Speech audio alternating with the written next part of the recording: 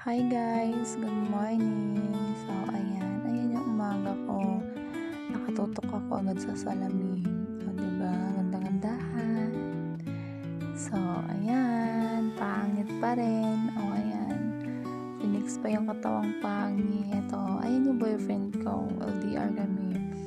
On call lang kami. O ayan, tulog na yan. Katutulog pa lang. O ako, nagigising pa lang. O diba? O, tinutok yung camera, ganda-gandahan. O, sweet-sweetan, kahit hindi naman sweet. Hindi nga. So, ayan na guys, naglamos na ako.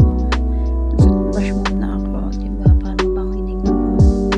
Ayan! Para hindi bad breath. Ayan, tapos na ako maglamos. Ganda-gandahan na naman. Nagmadali na nga ako ulit at ang walis na. Para dagdag points na naman sa boyfriend.